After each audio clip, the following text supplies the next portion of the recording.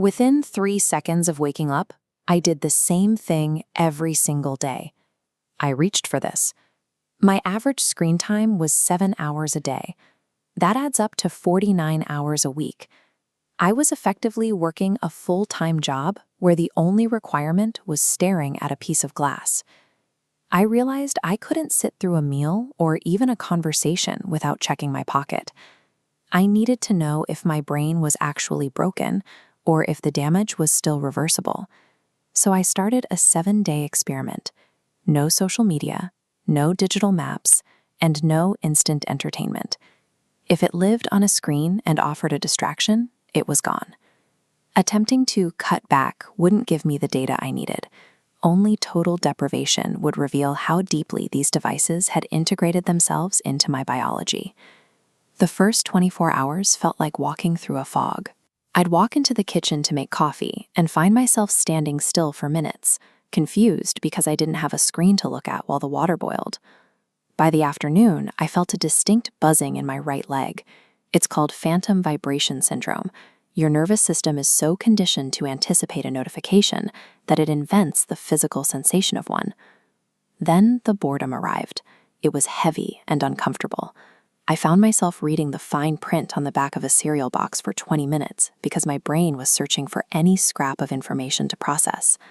But after an hour of staring at that box, something shifted. Without a constant stream of new headlines, my mind finally stopped searching for the next hit and started to settle on my actual surroundings. That initial physical agitation on days 1 and 2 wasn't a sign that I was failing. It was the friction of the brain finally beginning to break its unconscious dependency. By day 3, the mental fog lifted. I felt sharper, which led me to look into the actual neuroscience of what was happening inside my head. This chart shows dopamine levels. The infinite scroll triggers rapid-fire spikes, keeping the reward system in permanent overstimulation. Remove that digital novelty and the spikes stop. Exhausted receptors finally reset to a stable baseline. On day 4, the results became tangible. I sat in a park for 90 minutes and never once felt the urge to reach for my pocket. My attention span had expanded simply because I stopped interrupting it. The internal monologue that usually feels like a chaotic feed of headlines finally went quiet. I picked up a book and read it from cover to cover in one sitting, something I had not done in years. It turns out our ability to focus isn't gone. It's just buried under high dopamine habits. If you change the environment, the attention returns. By day 6, I started looking at the world differently. Sitting in a restaurant, I saw a dozen tables where every person was looking down at a screen instead of at each other. We use these platforms to feel connected, but the physical reality is often the opposite. Everyone was in the same room, yet they were effectively alone. The physical data on day 7 was undeniable. It used to take me an hour of scrolling in the dark to fall asleep. Now I'm asleep in 10 minutes. My memory improved too.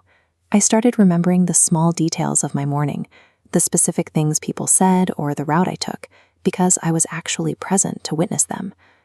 I stopped worrying about what was happening online.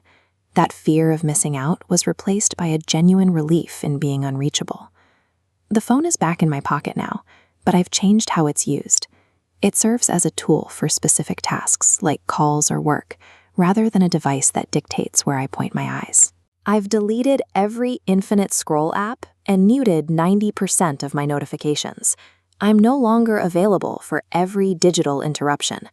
Try this for just 24 hours. You'll be surprised how much of your own mind you get back when you aren't constantly giving it away